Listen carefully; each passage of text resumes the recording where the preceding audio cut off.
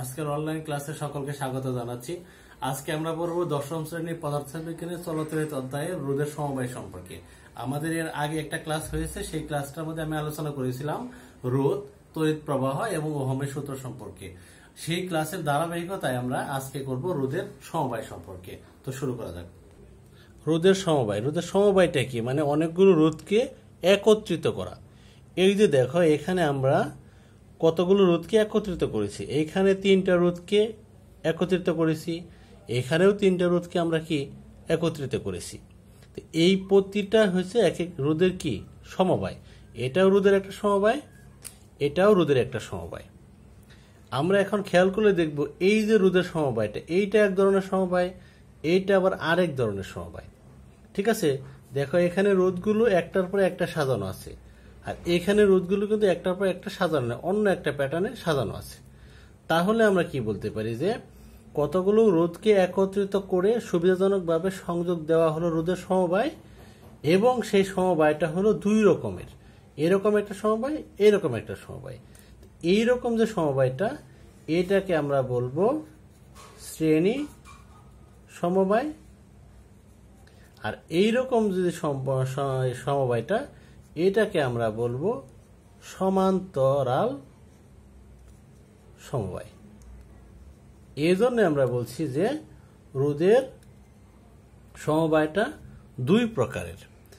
এক নম্বর হলো শ্রেণী, যার অপর নাম হলো সিরিজ সমবায়, আর একটা হলো সমান্তরাল বা প্যারালাল সমবায়। ঠিক আছে, তাহলে তোমরা লিখে নাও যে এই দুটো ছবি আঁকো এবং লেখো যে রোধের সমবায় দুই প্রকার। এক নম্বরে লেখো শ্রেণী বা সিরিজ সমবায়, দুই নম্বরে লেখো সমান্তরাল বা প্যারালাল সমবায়। এরপরে দেখো, এরপরে আমাদের আরেকটা বিষয় জানতে হবে, সেটা হলো তুল্য রোধ। তুল্য রোধটা কি?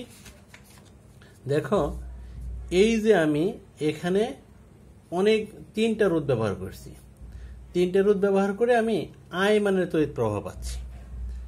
এখানেও আমি তিনটা রোধ সমান্তরালে ব্যবহার করছি, ব্যবহার করে এখানেও আমি আই মানের তড়িৎ প্রবাহ পাচ্ছি। কিন্তু আমরা এই তিনটা রোধ ব্যবহার না করে, এতগুলো রোধ ব্যবহার না করে একটি মাত্র রোধ ব্যবহার করব।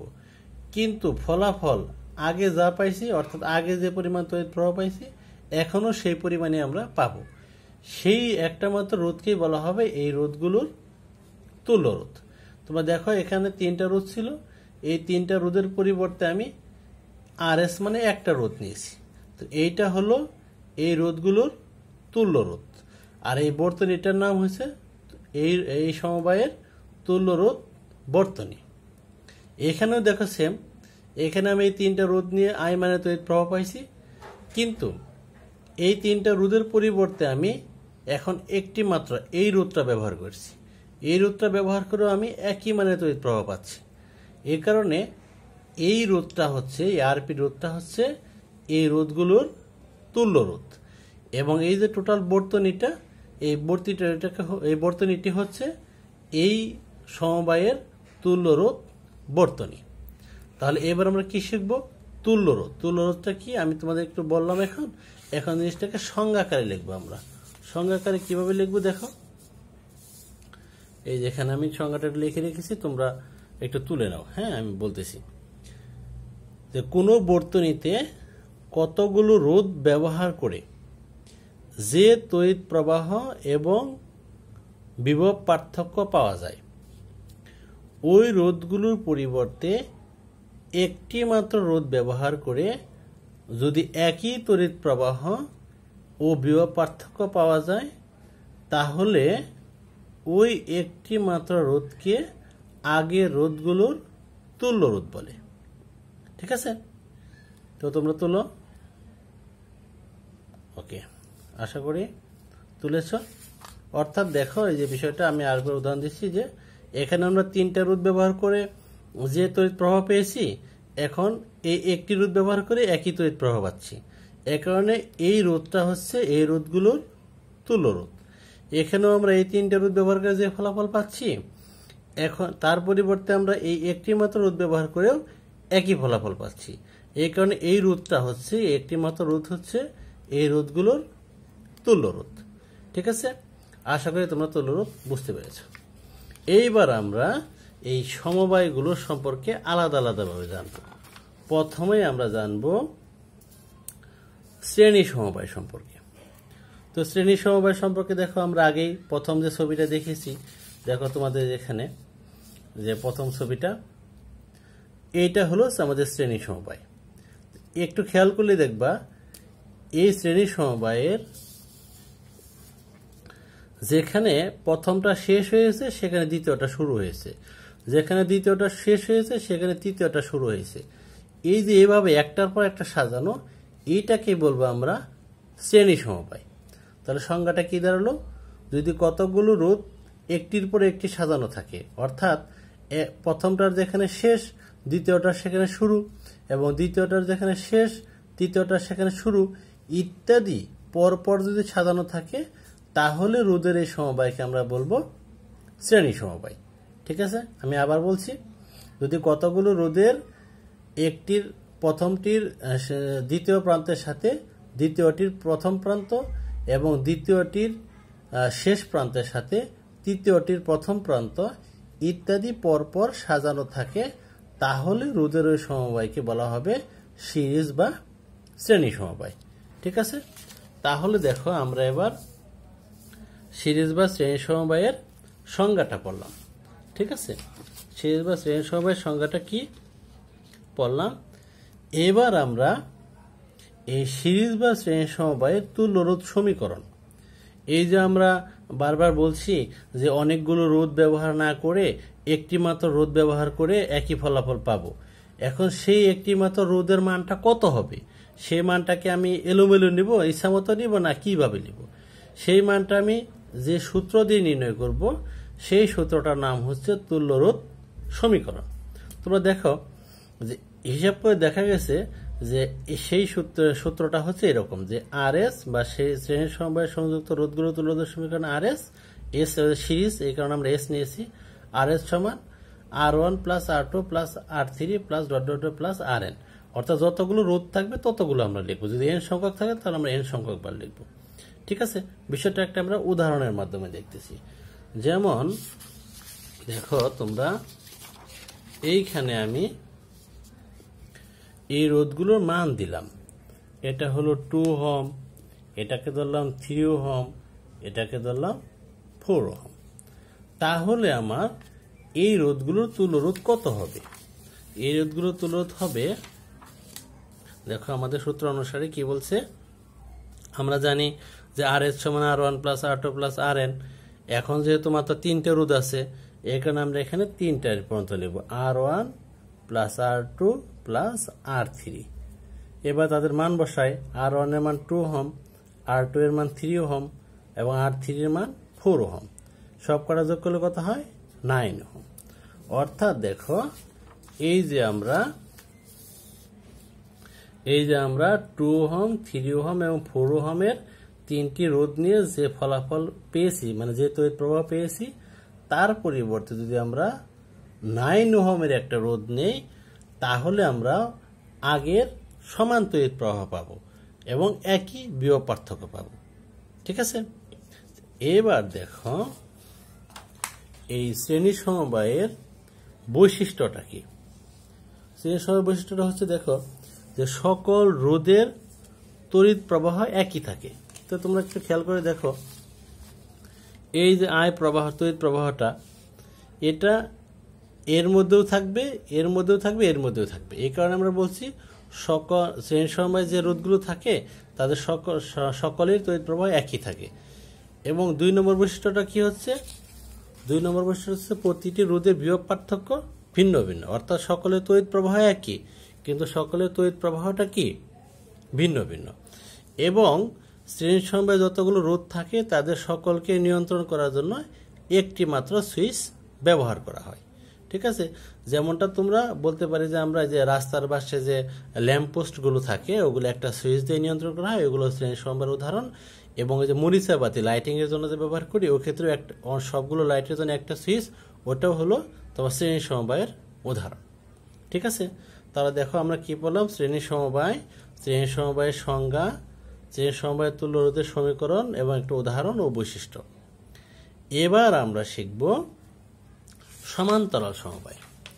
সমান্তরাল সমবায়টা কি দেখো, এখানে আমরা একটা সমান্তরাল চিত্র নিয়েছি।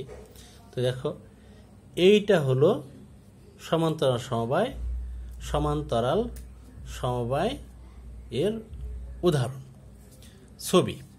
এইটার আমরা সংজ্ঞায়ন করব কিভাবে, দেখো তোমরা একটু খেয়াল করলে দেখবা যে প্রতিটা রোধেরই আমি একটা নামকরণ করি, এটাকে বি বিন্দু, এটাকে এ বিন্দু। দেখো R1-এরও প্রথম প্রান্ত যে বিন্দুতে, R2-এরও প্রথম প্রান্ত সেই বিন্দুতে, R3-এরও প্রথম প্রান্ত সেই বিন্দুতে, এবং অপর প্রান্তগুলো বি বিন্দুতে। তো এই ধরনের সমবায়কে আমরা বলবো সমান্তরাল সমবায়। তাহলে এটা সংজ্ঞায়ন যদি করি আমরা, তাহলে সংজ্ঞায়নটা এরকম দাঁড়ায়, তোমরা একটু লিখে নাও যে যদি কতগুলো রোধের এক প্রান্ত একটি নির্দিষ্ট বিন্দুতে এবং অপর প্রান্তগুলো অন্য একটি নির্দিষ্ট বিন্দুতে সংযুক্ত থাকে, তাহলে রোধের ওই সমবায়কে সমান্তরাল সমবায় বলে।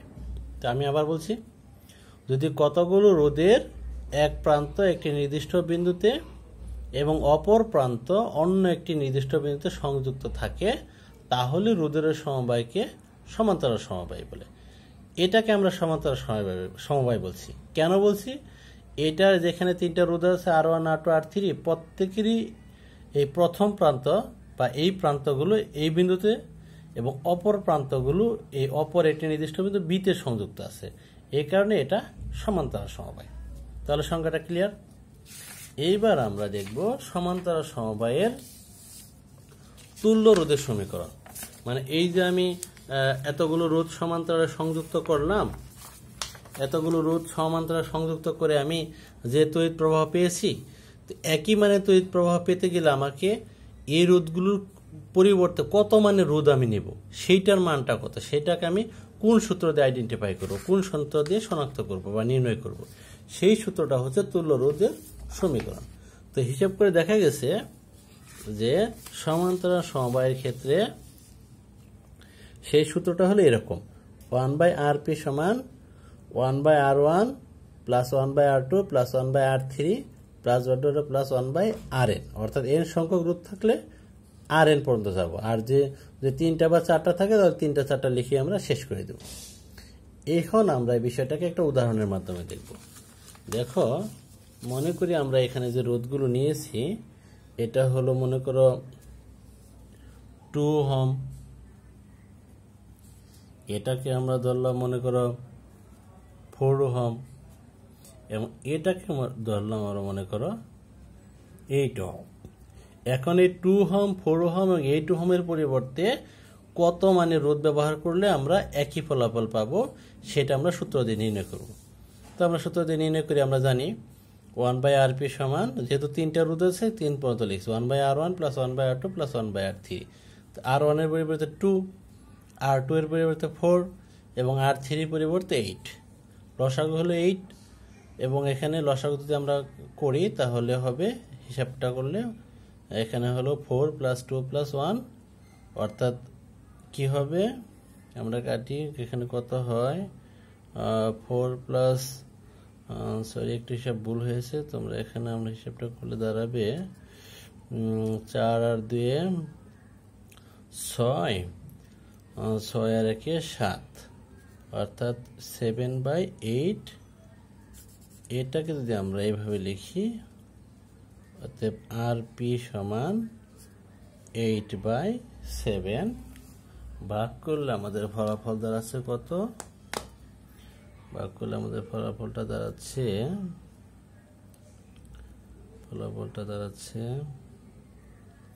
1 পয়েন্ট সামথিং আসবে। তোমরা একটু ভাগটা করে ফেলো, পাশাপাশি আমার আগেই তোমরা লিখে ফেলো, সমস্যা নাই। 8/7 অর্থাৎ 1.14 ওহম, 1.142 ওহম। তোমরা একটা বিষয় খেয়াল রাখবে, আমি আগের ক্লাসে বলেছিলাম যারা সমান্তরালে থাকে তাদের তুল্য রোধ সবচেয়ে ছোটটার চেয়েও ছোট হয়। সবচেয়ে ছোট কত? 2। দেখো আমাদের তুল্য রোধের মানটা সবচেয়ে ছোটটার চেয়েও কি হয়েছে? ছোট হয়েছে। তোমরা এখানে একটু বুঝে, হ্যাঁ। তাহলে এখন দেখো, এই যে আমরা কোনো বর্তনীতে এই 2, 4, 8 এই মানের তিনটা রোধকে সমান্তরালে সংযুক্ত করে আমরা যে ফলাফল পাবো, তার পরিবর্তে যদি আমরা ওই বর্তনীতে 1.42 ওহমের একটি রোধ ব্যবহার করি, তাহলে আমরা একই ফলাফল পাবো। এই কারণে এইটা হচ্ছে তোমার এইটা এই 1.14টা হচ্ছে এই রোধগুলোর তুল্য রোধ। এখানে একটা বিষয় খেয়াল রাখবে, সূত্রর সময় কিন্তু 1/RP, কিন্তু তুল্য রোধ হবে শুধু আরপি কিন্তু। হ্যাঁ, এই কারণে তোমার ক্যালকুলেশন করে পরে আবার আর উল্টিয়ে দিবে, আরপি সমান যে মানটা পাও ওই মানটাকে উপরে উঠিয়ে দিয়ে, অর্থাৎ হরকে লব, লবকে হর করে তারপরে ফলাফলটা বের করবে। ঠিক আছে? কেমন? এইবার আমরা দেখো বৈশিষ্ট্যটা পড়ব, যে সমান্তরাল সমবায়ের বৈশিষ্ট্যটা কি। এটা হলো তোমার ওই শ্রেণী সমবায়ের যে বৈশিষ্ট্য আছে তার উল্টা। দেখো, শ্রেণী সমবায়ে আমরা তড়িৎ প্রবাহ একই পেয়েছিলাম, এই ক্ষেত্রে হবে তড়িৎ প্রবাহটা ভিন্ন ভিন্ন। অর্থাৎ দেখো, এই যে এখানে তড়িৎ প্রবাহটা আসলো সমান্তরাল, এটা একটা সমান্তরাল সমবায়ের উদাহরণ। এখানে আয় পরিমাণ তড়িৎ প্রবাহ আসলো, এটা এসে বিভিন্ন পথে বিভক্ত হয়ে যাবে, এই কারণে তড়িৎ প্রবাহটা ভিন্ন ভিন্ন হবে। আবার প্রতিটা রোধেরই বিভব পার্থক্য একই হবে। আর প্রতিটি যন্ত্রের জন্য আমরা আগে বলেছিলাম সমান্তরাল সমবায়ে যারা থাকে তাদের জন্য একটি মাত্র সুইচ ব্যবহার করা হয়, কিন্তু শ্রেণীতে যারা থাকে তাদের জন্য একটি মাত্র সুইচ ব্যবহার করা হয়। কিন্তু সমান্তরাল সমবায়ে যে সকল যন্ত্র বা রোধ থাকবে তাদের নিয়ন্ত্রণের জন্য প্রতিটি যন্ত্রের জন্য আলাদা আলাদা সুইচ থাকবে। একটা উদাহরণ হলো আমাদের বাসাবাড়ির বিদ্যুৎ সংযোগটা। দেখো, এক্ষেত্রে আমরা যতগুলো লাইট, ফ্যান, যতগুলোই বৈদ্যুতিক যন্ত্র ব্যবহার করি, প্রতিটির যন্ত্রের কিন্তু আলাদা আলাদা সুইচ আসে। এই কারণে এটা, এই যে বাসাবাড়ির এটা সংযোগটা, এটা হলো সমান্তরাল সমবায়ের উদাহরণ। ঠিক আছে? তো তাহলে দেখো আজকে আমরা কি পড়লাম, সমবায় এবং সমবায়ের প্রকারভেদ এবং শ্রেণী সমবায় এবং সমান্তরাল সমবায় সংযুক্ত রোধগুলোর তুল্য রোধ কত হবে সেটা সমীকরণ নির্ণয় করে এবং উদাহরণের মাধ্যমে এটা আমরা প্রয়োগ করলাম। ঠিক আছে? তাহলে তোমরা এই অংশটা ভালো মতো প্র্যাকটিস করে বাসায়। এরপরে আমরা এই একটা বর্তনীতে দেখব শ্রেণী এবং সমান্তরাল উভয় ধরনের সংযোগ থাকবে, সেই বর্তনীর তুল্য রোধ কিভাবে নির্ণয় করা হয়, অর্থাৎ জটিল বর্তনীর তুল্য রোধ নির্ণয় করা আমরা আগামী ক্লাসে শিখব। ঠিক আছে? তাহলে তোমরা তোমাদের বইতে যে শ্রেণী বর্তনী ও সমান্তরাল বর্তনীর সমুদায় আছে ওইটা একটু ভালো করে রিডিং পড়ো, দেখো, এবং আমি যে ক্লাসটা করলাম এটাকে ভালো মতো ফলো করে তোমরা একটু বাসায় প্র্যাকটিস করো। আগামী ক্লাসে আমরা জটিল বর্তনী নিয়ে কথা বলবো। ঠিক আছে? তাহলে সবাই ভালো থাকো, স্বাস্থ্যবিধি মেনে করোনা থেকে মুক্ত থাকো এবং আমাদের এই অনলাইন কার্যক্রমের সাথেই থাকো। সবাইকে ধন্যবাদ। আল্লাহ হাফেজ।